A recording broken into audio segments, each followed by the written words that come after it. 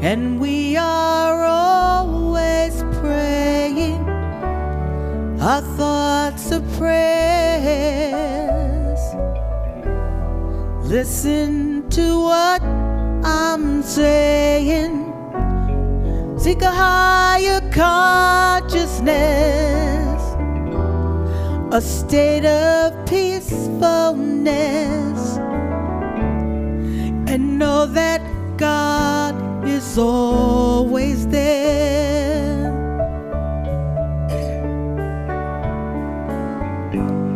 And every thought becomes a prayer.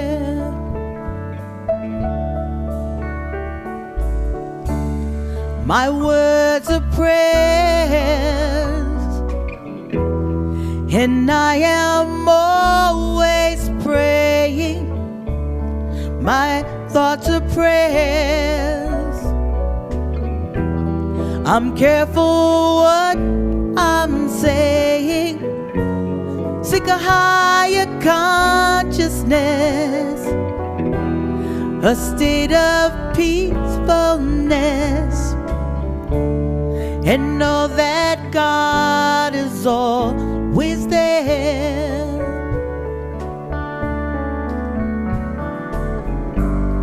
And every thought becomes a prayer.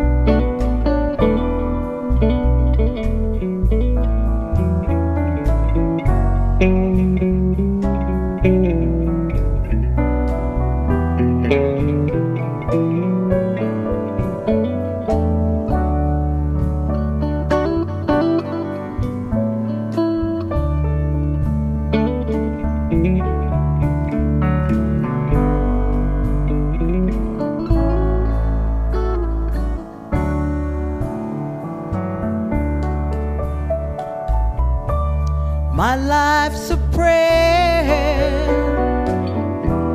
and I am always praying. My life's a prayer. I care for what I'm saying. I seek a higher consciousness, a state of mindfulness, and know that God is always there.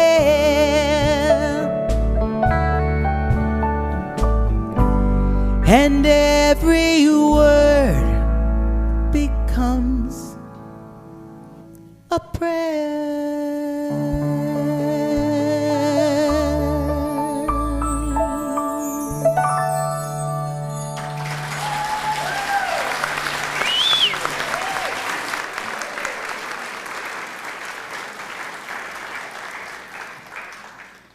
Cat Williams and our Unity Band, you bless us every single Sunday. Would you show them your love? Thank you so much. Yeah, thank you. Our thoughts are prayers. Our words are prayers. Our life is a prayer. You know, when you realize that there is nowhere where God is not, that we are expression of all that is, the question becomes, what's the difference between talking and praying? That our thoughts really are prayer. I asked her to sing that song today because I feel like in a way it leads us to what we're talking about. We're in week 2 of a 10-week series that is based on the book by Dr. Arun Gandhi. Arun Gandhi, as many of you know, spent time living with his grandfather, the Mahatma Gandhi. Because Arun, as a little boy living in South Africa during the time of apartheid, was being beaten up. He was beat up by the white kids because he was brown, and he was beaten up because what he called the black kids because he was brown. As an Indian boy, he was being beaten up by both sides, and he was so angry that he was fighting back, and so his parents took a train ride from South Africa to India to have little Arun live with his grandfather for a couple of years.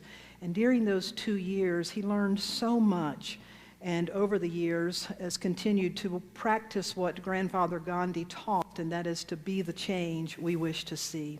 So we're so blessed that he's going to be here with us in just 3 weeks. Can you believe that? He'll be with us on that Saturday, and then I'll give you, he's not speaking on that Sunday, but at the end of when we have that combined service, he will be here to rededicate us.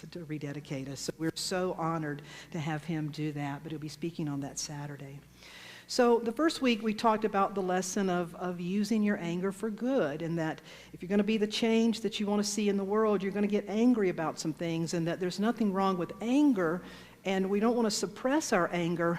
Anger is like a warning light on a car. It's telling us something's wrong, something needs your attention. We're not meant to live in it, we're not meant to get carried away with it, and we're not meant to lash out in a way that is hurtful. But our anger, we should get angry when we see things that are unjust or hurtful or hateful. But it's a matter of using that anger for good. That's what we talked about the first week. And then that leads us to the second week. This week, what we want to talk about together is to be willing, don't be afraid to speak up. Now, I imagine when I say those words, don't be afraid to speak up, when you hear the word speak up, that it triggers something for you. Were any of you taught as a child, children are meant to be seen and not heard? Did you ever speak up and it didn't work out so well? Did you ever speak up more than once and it didn't work out so well? Yeah. Or perhaps when you hear the word speak up, you think about people that are loud and obnoxious, and you're like, for God's sakes, could they just shut up instead of speak up, that sort of thing. And so for a lot of people, it triggers one or the other, that we were never taught to speak up. There's no coincidence that in the United States, do you know what the number one fear, way heads above all, even greater than death, the number one fear in America is fear of public speaking. And, there's a common practice. They tell you if you have to get up and speak in public, they tell you to imagine the audience naked. I don't do that. I'm just telling you. It would be way too distracting. But the concept is, if you expose them and make them really vulnerable, you feel less vulnerable. So it's really not it's kind of a bad way to deal with your not feeling prepared. But there's a reason that we're afraid to speak up and to speak out, and we want to look at that today. Because so often I found that we tend to throw away the baby with the bathwater. Yes, there is a time to speak out and a time to be quiet. There's a way to speak out and a way to speak out and be obnoxious. But it's really important that we don't throw away these good things just because somebody else or something we learned or encountered at one point in time made it unattractive. Because if we're not using our voice, we're really missing a lot. Because consider this.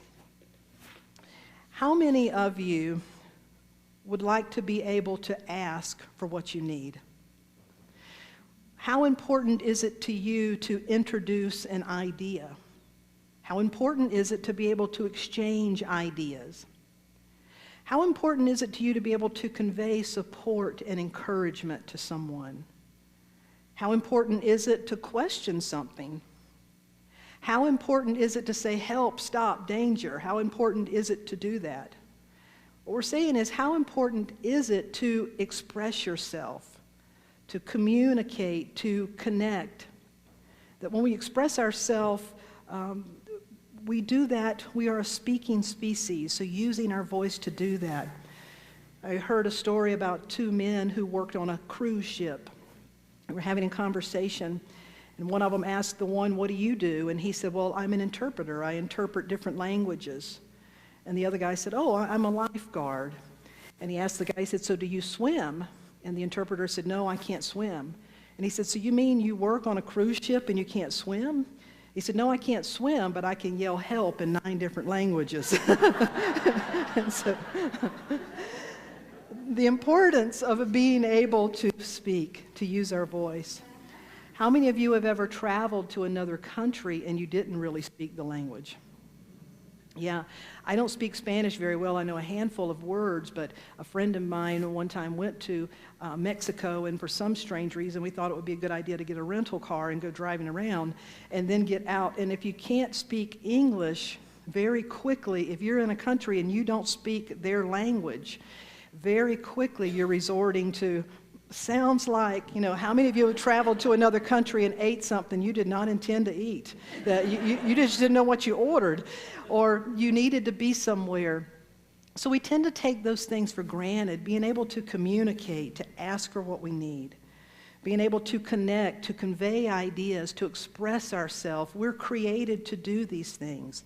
And if you find yourself in a situation where you can't understand, people can't communicate, then everything comes down to a screeching halt. The scriptures also have to say some pretty important things about our capacity to use our voice. It says in Proverbs chapter 18:21, "The power of life and death are in the tongue." That's a lot of power. But we can convey words of life and healing and blessings, or we can convey words of damnation, destruction, divisiveness, hate, division. That the power of life and death are in the tongue. But it goes on to say, further down in Proverbs chapter 31, it says, "Speak up for those who cannot speak for themselves, for the rights of all who are destitute. Speak up and judge fairly. Defend the rights of the poor, the needy, the helpless. Speak up for those in need." Our willingness to speak up in a loving way is very, very important. Have you ever been in a situation and had someone say one word that sort of spoke up for you? That is the best feeling in the world. And conversely, if you've ever been in a situation and no one spoke up for you, that is the most horrible feeling in the world. So learning to use our voice, to be willing to speak up in a way that can be heard. The Buddha talked about it this way. The Buddha, if you've studied that tradition, you know that right speech is a very important attribute, important skill in order to be enlightened. And the word that, if you look at Buddhists, they use the word kusala and akusala, that our speech is tied, and kusala, Kusala, means that which causes benefit, that which is wholesome. Akusala is that which causes harm. So the Buddha always taught that our speech should be kusala, that whatever we said should be beneficial. So let's just pause for a moment. How much less would we say if only what we said was beneficial? A lot less, right? And so the speech is not supposed to be akusa, which means harmful. And if you think about it today, in this day and age, we even have a term that says, you may say, "Oh my gosh, they walked in the room and just dropped a bomb," meaning they said something that just dropped the bomb. And many battles today aren't started, and a lot of the battles today don't take place with physical weapons, but how many battles are going on right now because of words? That it is so easy to blast each other with words and to put our words out there. And we're at a point in our world, in our nation, of such divisiveness. How many of you have family members that, like some of mine, the only thing we can talk about is weather? That it becomes more and more challenging for certain people to communicate because we can become so entrenched with our way or the only way. Well, I think we're being asked to reclaim our calling and our capacity to speak up. but to speak up in a loving way. Speak up doesn't mean necessarily speak loudly. Speak up doesn't mean to speak obnoxiously. It doesn't mean to speak only about what you believe. I like to think what I learned in Hawaii when they talk about speak up. In Hawaii, they say, speak up, but speak softly and wear a loud shirt. To speak softly, communicate, say what needs to be said, but let your actions be louder and to be loving. So how many of you know whether that if you're the person that's always talking too much, if you may need to dial it back, or if you're the person that perhaps sometimes you don't? Have you ever been somewhere and driving home, you just have that gut feeling of like, gosh, I wish I would have said something. I wish I would have spoken up. I wish I would have. Have you ever lost someone in your life only to say, oh my gosh, I wish we would have had that conversation? So how many of you know that you could do a little work around speaking up and your willingness to speak up? And that's what we want to look at. There's a wonderful story. I like to pull from stories from the Bible because in Unity we don't look at the Bible for a literal meaning. We look at it for its transcendent spiritual meaning, recognize it tells us aspects about us. There's a particular story that takes place in the Gospel of Luke. The setting is in Jerusalem at a place called the Pool of Bethesda. It was by a sheep's gate, but the Pool of Bethesda, it literally means the five senses. And so it's kind of how we hang out in our sense nature. But as the story goes, in Jerusalem, there was a Pool of Bethesda. And as their belief was that periodically an angel would come and stir the water. And they believed that the first person into the water would be healed. And so people hung out by the Pool of Bethesda hoping to be the first one in the pool. Well, in the Gospel of Luke, this particular story, there's a man, and it tells us that this man is lame. He cannot walk. And he's been at this pool for 38 years. 38 years trying to get in the water, trying to be healed. So as the story goes, Jesus comes along, and Jesus looks at him and says, would you like to be made whole? Now that sounds like a natural question, except for some very obvious things. Everybody in this place was wanting to be made whole. This man was visibly infirm. He could not walk. Anybody could look at him and see he needed to be made whole. Plus, we also have to remember that through many of the stories, Jesus often told people what they were thinking, where they had been. He was clearly intuitive, clearly psychic. So, for him to walk up to a man who obviously can't walk, who's in a place of healing, and to say, do you want to be made whole? I've pondered on that. Why did he ask the question? Why was that question important? Well, because he could see he was drawing out something. Because when he asked the man, do you want to be made whole? What would your reply be? Yes. That wasn't the man's reply. The man's reply was, every time I try to get in the water, somebody gets in my way. Have you ever let anybody stand in your way for 38 years? Is there ever anything you were told 38 years ago that is still standing between you and your good? Is there anything that has got between you and where you're trying to be that may have happened for 38 years? You see, that man had been, somebody got in his way, and that somebody had been in his way for 38 years. And so that question of saying, do you want to be made whole? What do you want? He was telling that man, you got to speak up. You got to get over the excuses. You got to get over what happened 38 years ago. You got to get over what's been in the way between you and your good in the past. Amen? You got to get over that and learn to use your voice to declare what you do want. I think our world is saying we got to use our voice. We got to speak up for what we do believe in. We got to speak up for what is right. We got to speak up for each other's rights. We have to speak up for what we know to be true in the highest and best. We got to speak up, not necessarily loudly, but absolutely lovingly. How many of you would be willing to start doing that some more, to speak up in a way that you are called to speak up? We're called to speak up in different ways. So the foundation of our willingness to speak up goes back to what the Buddha said. The litmus test is my speaking up going to be beneficial? It may or may not be convenient, it may or may not be comfortable, it may or may not be accepted. But the question is, will it be beneficial? And so if you anchor yourself in that intention every morning to start your day, let my voice, let me be a beneficial presence. Do you know how that prayer can set you on a beautiful day? Let me be a beautiful presence. Let me speak up. Let me be the voice of love in a way that I am called and created to be the voice of love. So we begin by asking ourselves, is it beneficial? And then there's 4 other things that will help you with this. Number 1, is it true? Speaking the truth is so important. Not declaring your opinion as absolute truth, not using your truth as a weapon, but speaking what is true as best you understand it is so important. Arun Gandhi tells a beautiful story about this when he's talking about that we're called to speak up.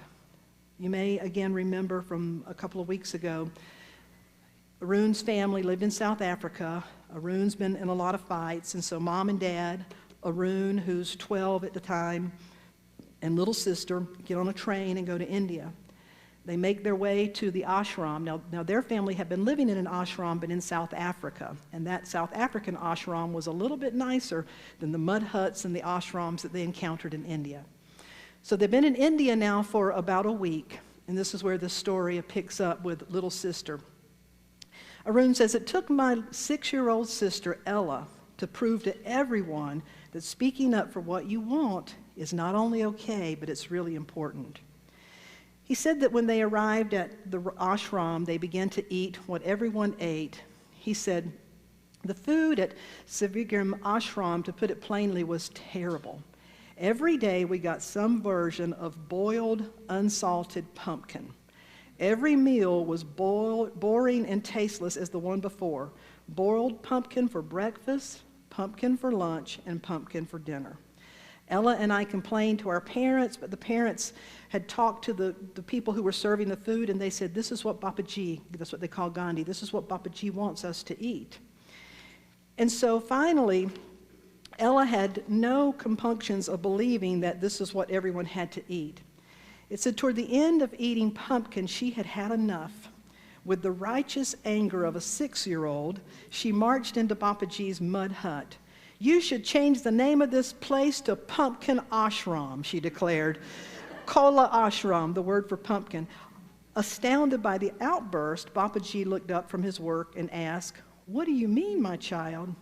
Ever since we came here, we get nothing but pumpkin to eat. Pumpkin in the morning, pumpkin at noon, pumpkin at night, and I'm sick of it, she blurted out.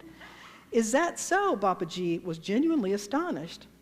But he had a sense of humor, and he said, well, we must look into it.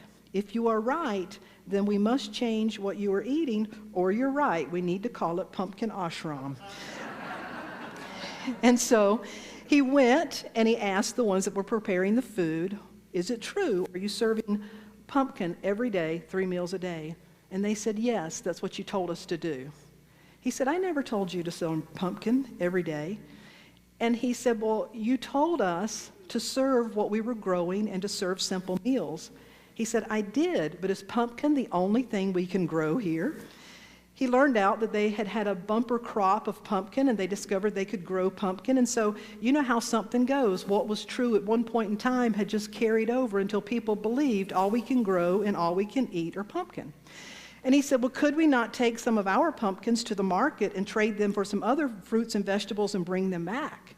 And the workers said, would that be okay with you? He said, yes, and why not try to actually plant some other plants other than pumpkin? And so they did. That's what they began to do. And he writes, Ella was the hero of the day. And not just because the food improved so quickly, Babaji used her confronting him as a lesson that none of us should ever take things for granted and fail to speak up. And I love that story of how with a child, You know, children are most likely to speak the truth, to say what is true. Most of you as a child would say what is true. And we're then enculturated, hush, be quiet, don't say that now. And so some confusion sets up. But it's about finding our way. Will it be beneficial? And number one, am I willing to speak what is true? Number two, very important, speak as it is timely. As I said earlier, how many of you have been somewhere and you literally felt your heart beating or your palm sweating or something in your throat and you knew you could have said something? Or that something was happening and just the slightest interchange to say, you know, I don't actually see it that way. Or, I don't know, I could see it both ways. Or, you know, I don't believe that way. To say something, to diffuse, to set it. But speaking very timely is important. Martin Luther King Jr. talked about if we fail to speak up, that our silence is still conveying something. Silence conveys our indifference. Silence conveys our apathy. Silence conveys our lack of courage or conviction. Silence conveys that we're just not willing to get involved. But the willingness to speak up, I love what Kat says, that one of the things she learned from her mother, Mary would tell the kids sometimes, she'd say, save it for the car. Save it for the car. We'll talk about it, but save it for the car. That there's a time and a place for everything. We talk about that on the board. You all have a board of trustees. I work closely with the board, 8 board members. I never want a yes board. I also don't want a devil's advocate board, but I want a board of people that are eclectic and different and can think from all different points of view. And so many times, some of the board, we've been talking and we're looking at an issue and it seems crystal clear and we're just going in this direction. And then one of the board members who may not speak out as much because their style of communicating is different, but will pause and that person will finally say, you know what, I see what you're saying, but I see it this way. Have you thought about this? And all of a sudden I felt my light bulb and other light bulbs go on and us say, oh my gosh, I didn't even see it that way. You see, if people aren't willing to share how I see it, we can't expect the other person to believe it or accept it, but it is so important to be willing to be timely and to share, to be willing to speak up. So true, is it timely? The third one, is it non-threatening? You know, if a person is blasting something at us, if it's hateful, you can't even hear it. It's just like noise that is so loud. Have you ever had somebody try to talk to you and they're screaming or the energy was so harsh you just could not even hear the words? And so it becomes prayerful for us. May I be non-offensive. May I be prayerful and mindful. May this be of benefit. If we're genuinely grounded and may it be of benefit, then it's going to be nonviolent. So is it true? Is it timely? Is it nonviolent? And then is it a treasure? Richard, would you give me that song? I learned in seminary, they told us to create something called a lavender file. They said when you become a minister, and it happens to everybody, whatever you're doing in life, how many of you get unsolicited feedback about what you're doing right or what you're not doing right? And you can get carried away. But on our 70th anniversary Sunday, I'm going to have one of you share a letter someone recently wrote to me, and I said, that's so beautiful, the whole congregation needs to hear it. A lavender file is when you keep those times and things that people said something to you that really touched you and blessed you. How many of you can remember somebody telling you something at a time that touched you deeply? Somebody sharing with you how something you did made their life better. Those things we treasure, and we get to create those treasures for other people. Now, the way this all comes together, we are here to speak up. Is it true? Is it timely? Is it non-threatening? And is it a treasure? When we speak up, it ultimately helps us bring forth the treasure of our being, the God of our soul. Last Sunday, I was invited to go back to Unity of the Triangle in Raleigh, North Carolina, which was my home church. And it was 20 years ago, in 1999, I said yes to becoming the music director at that church. And it was an interesting story of how my speaking up opened up me to a path I could have never imagined. In 1999, I discovered Unity in Raleigh.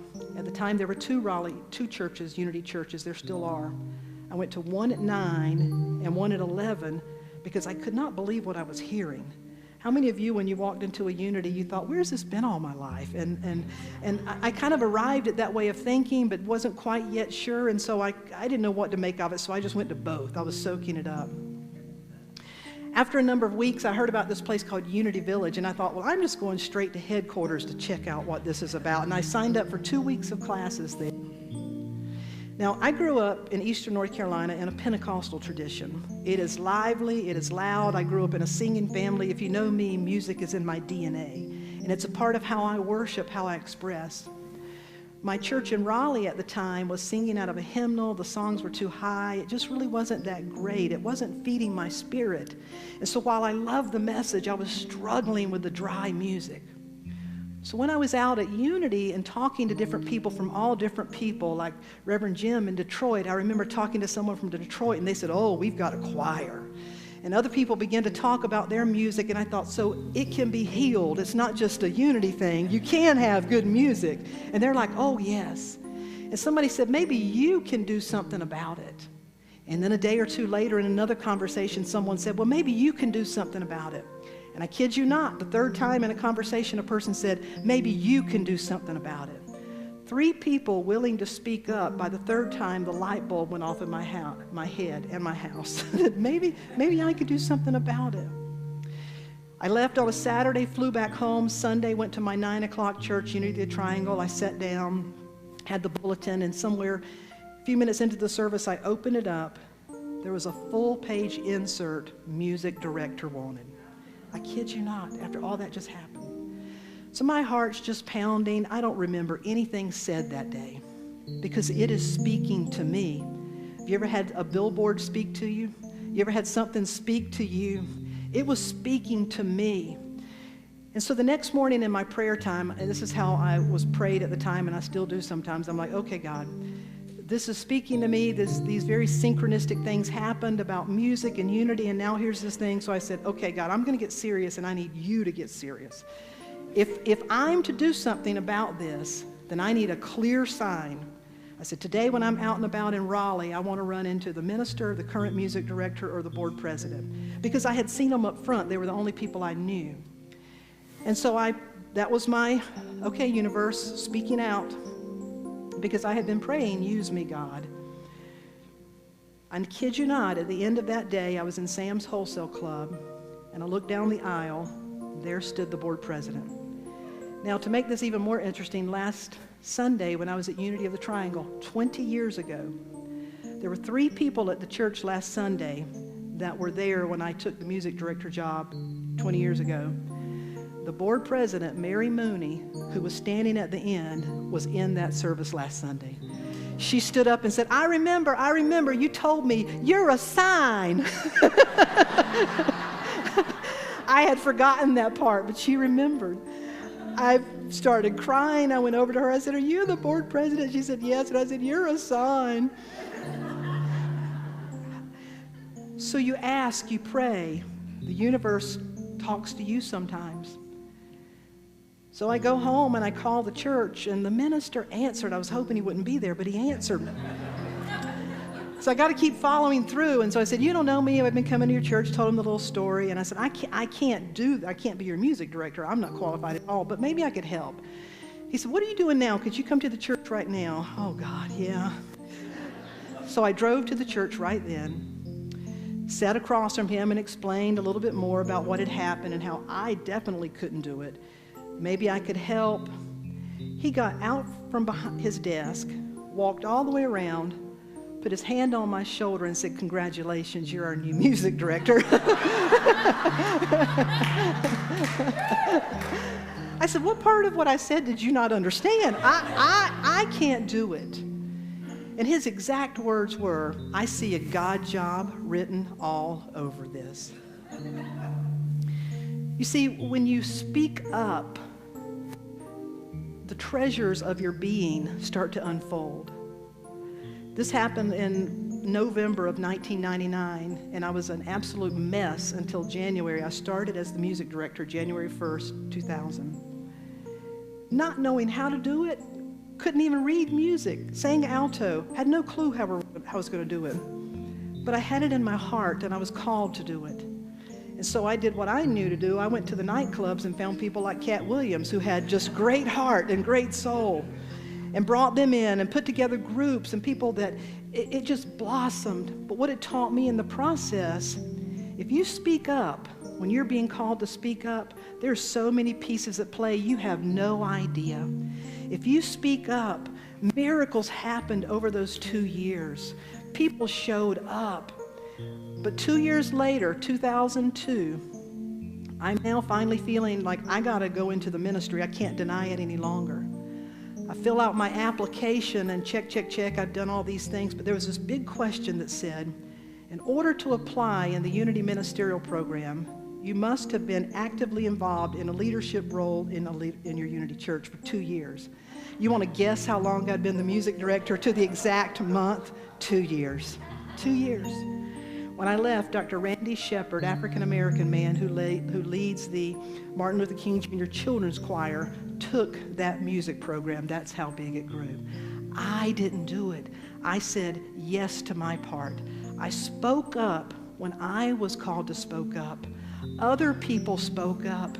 How many of you are willing to speak up when it's yours to speak up and trust that there is some beautiful thing being orchestrated, that there is a healing and revealing taking place on this earth right now, and you're being called to speak up? Are you willing? Yeah. Would you join me in this song that's going to take us into a time of meditation?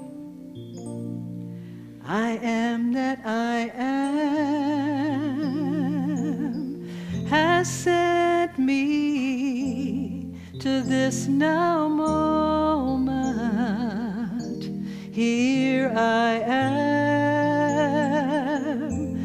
am that I am has sent me to this now moment. Here I am to be the voice, to be the voice, and to be the heart through which heaven is made known on earth. To be the voice and to be the heart through which heaven is made known on earth. I invite you to close your eyes.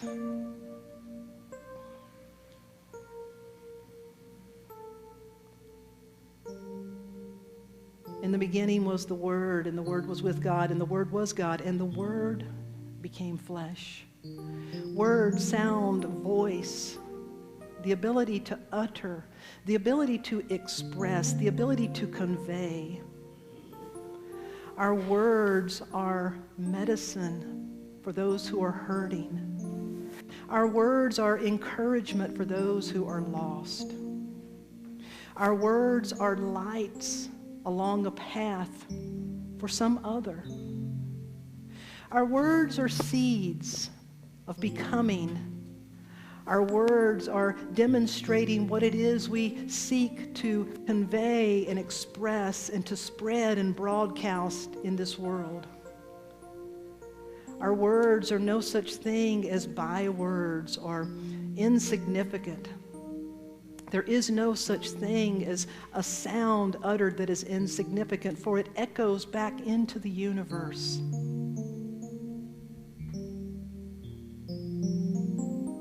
The ability to be able to express through word is the power to create. Abracadabra, abracadabra.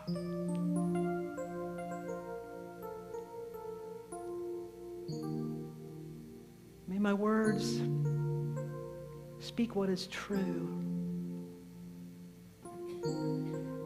May my inner dialogue be one of honesty. Honesty what opens the door to greater truth. May my words be timely. The scripture said a word that is timely spoken is like beautiful silver amongst beautiful gold. May my words be non-threatening, as every day I anchor myself and commit to be a presence that is beneficial. And may my words be a treasure. And I realize that when I speak up, when it's mine to do, that it opens me to the treasure of my own being, my own becoming. And so I realize that it may often feel very uncomfortable. I may be very nervous, but that's because it's attached to the power and presence of my core being. And that's why it's of utmost importance that I never let my voice be shut down. And so I offer my voice with love. I offer my voice as healing. I offer my voice as a blessing of benefit.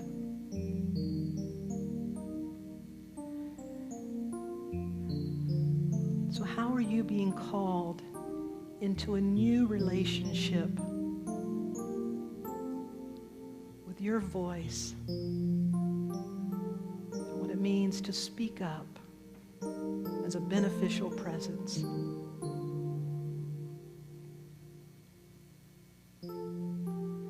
So in your own way, make your personal commitment around your willingness to speak up in a beneficial way.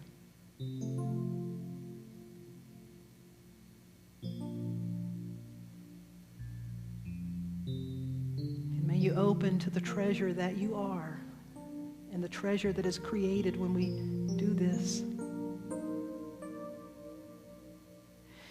In this place of speaking, we speak truth, that each and every one of us are a light and expression of the one, that every life is a perfect expression of the one life. And so we hold in our awareness those that we have been asked to hold in prayer. We hold them in the light of their perfection, knowing that the intelligence of their being is the same intelligence of the universe that works and flows through their situation and their life.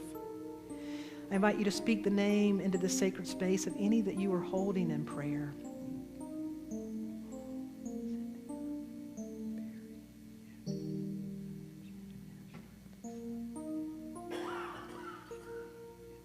And to speak your own name. We give thanks for our sacred voice and the willingness to speak up, to be the light.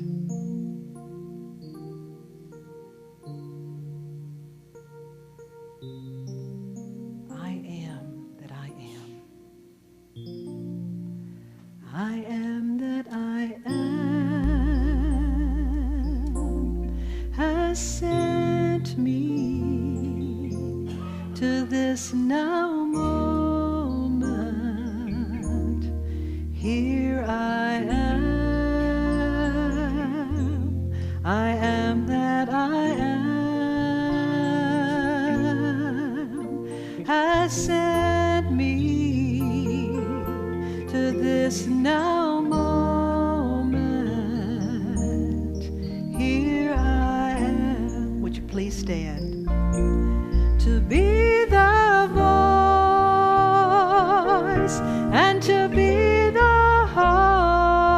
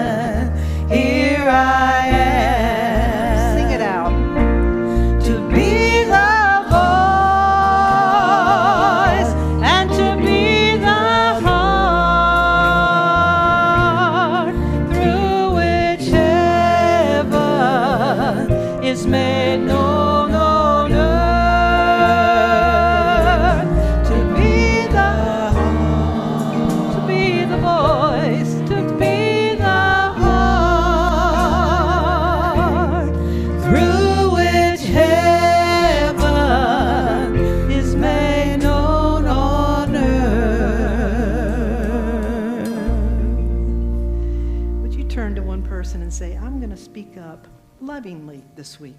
I'm going to speak up lovingly this week.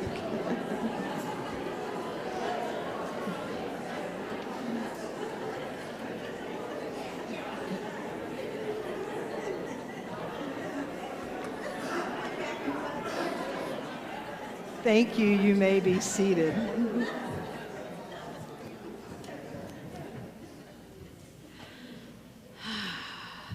Thank you, Reverend Darlene, for every week calling us a little bit higher and calling us to go a little bit deeper into the fullest expression of who we are as divine beings. Thank you for that gift.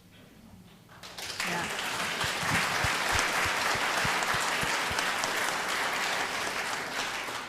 And now is a time in our service where we prepare for our tithes, our gifts, our offerings, that which supports this ministry to shine its light and do its work globally around the world, and each of us bringing our unique presence and these gifts lift this ministry into greater visibility. And as we prepare for that, I invite you to join me in this affirmation. Divine love flowing through me blesses and multiplies all that I have, all that I give, all that I receive, and all that I am. I am now in perfect balance and flow with the universal tides of giving and receiving. Thank you, God, and so it is.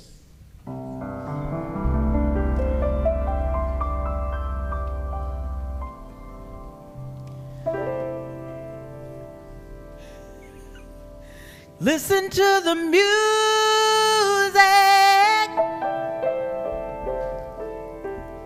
everywhere.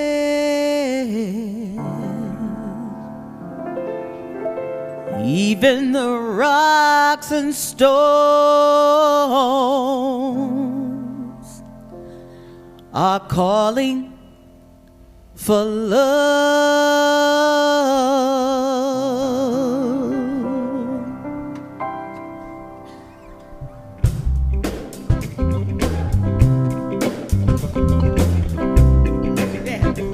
Put your hands together.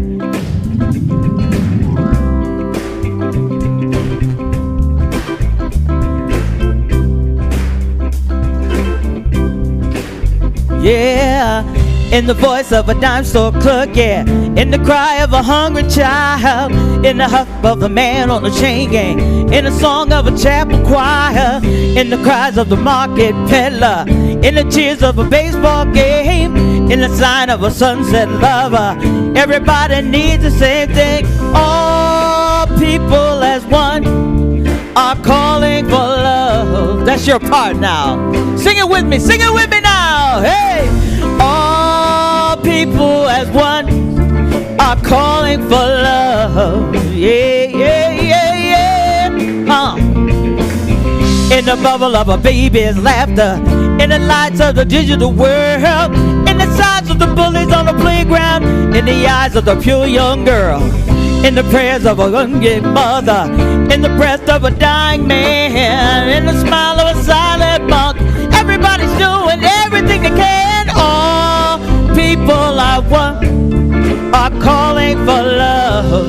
Yes, they're calling. Hey, all people as one are calling for love. Hey, yeah, yeah, yeah, yeah, yeah. Break it down now.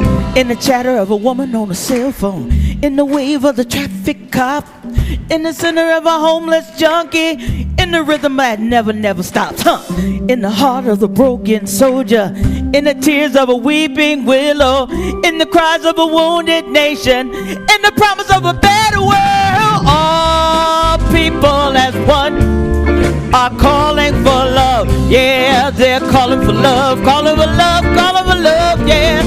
All people as one are calling for love. I hear the call.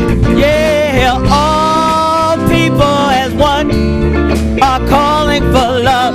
Can you hear me? Can you hear me? Can you hear me? Can you hear me? Call for love. Woo! All people as one are calling for love. Break it down.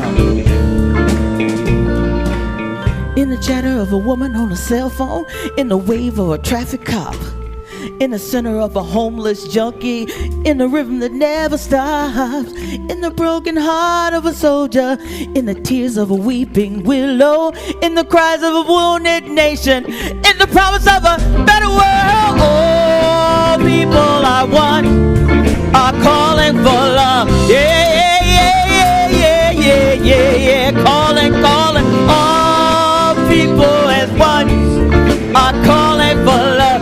Pick up your phone and call. Call me now, yeah, I'm at love. All people as one are calling for love. Oh, oh, oh, oh, oh, yeah, yeah, yeah. All people as one are calling for love. Calling, calling, calling, calling, hey, yeah. Boom, boom, boom, boom. Boom, boom, boom, boom, boom, do da. Zero, dum, dum, ba, dum, dum, da, da, da, da, da, da, da, da. Ah, people as one are calling for love. Say it with me one more time. All people as one are calling for love. Yeah, they're calling for love. Yeah, yeah, calling, calling, calling, calling. Yeah.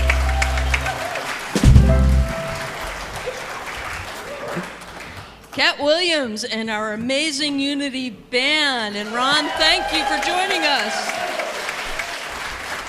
We are so blessed. I'm going to invite our ushers to come forward.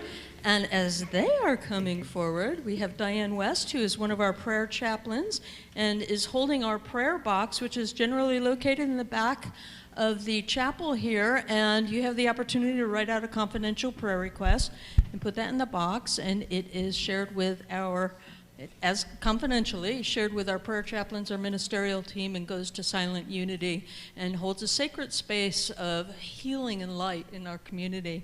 And with Diane is Reverend Elan Lambert, and she represents the sacred service part of our ministry. It's an opportunity for each of us to come together and share in this community our time, our talents, our treasures, and support this ministry in its growth and expansion and light and love in the world. And now Diane will bless. Thank you. And just a reminder that prayer chaplains are available after this service. So let's take in a nice deep breath, breathing in gratitude, knowing that the abundance that flows through our lives and through our Unity Center. We bless the resources, we bless the gift of prayer and our sacred connection. We bless our capacity to serve and make a difference with our lives. And together we affirm, the light of God surrounds us, the love of God enfolds us, the power of God enables us, the presence of God abides with us. Wherever we are, God is, and all is well. Amen. And I also wanted to share with you that over in the corner here, we have a prayer loom. And if you would like to weave your spoken prayer, written prayer actually, there are ribbons available and markers if you would like to write a prayer out. Tamara Helms will be weaving that into an extended weaving of all our blended prayers. And you know, that intention just goes out and blesses everyone who is seeking to be more prayerful, seeking healing, seeking love, seeking light. It's a wonderful opportunity to express yourself in a prayerful way in our community. So that'll be available after today's service. And also, as Diane had said, through this door we have prayer chaplains available to pray with you and support you as well in your dreams, as well as any other seeming thing going on in your life that you would like extra support with. And now, let us stand and let us sing of peace.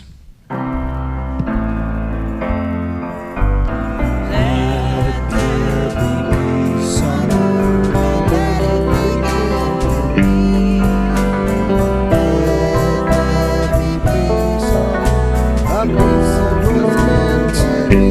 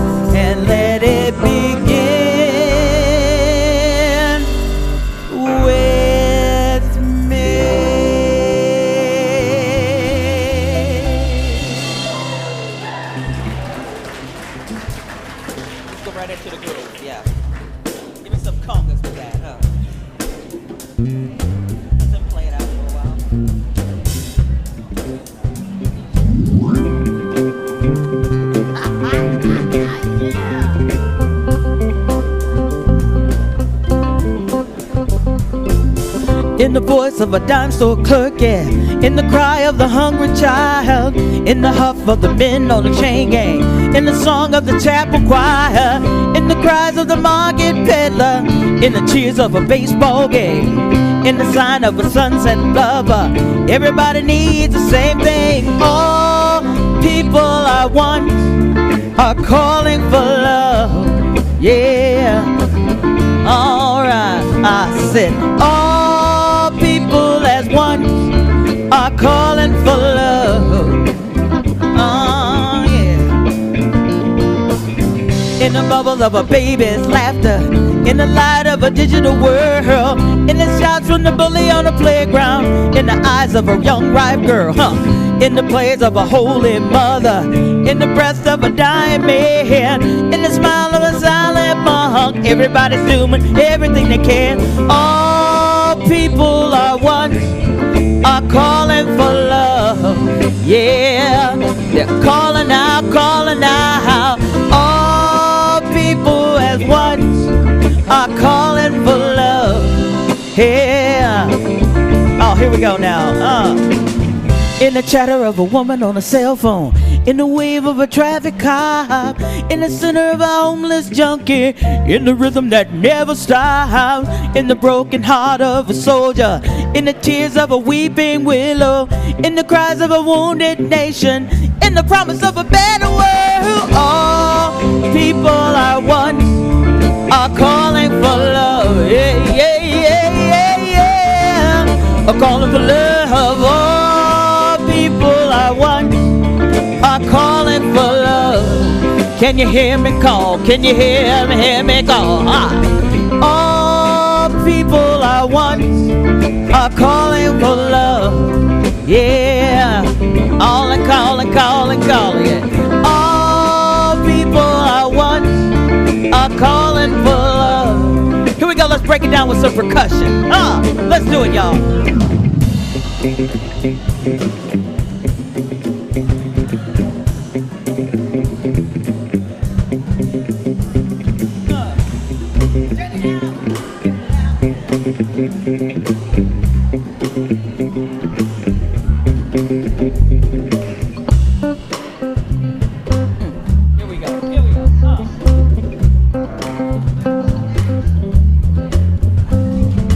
All people are one, are calling for love. All people are one, are calling for love. Let's bring it up here. Bring it up, yeah. All people are one, are calling for love. Call, call, call, call, call, call, call for love. All people as one, are calling for love. Can you hear me calling, baby? Can you hear me call your love? All people are one, are calling as love. One more time, sing it out, yes, me. All people as one, are calling for love.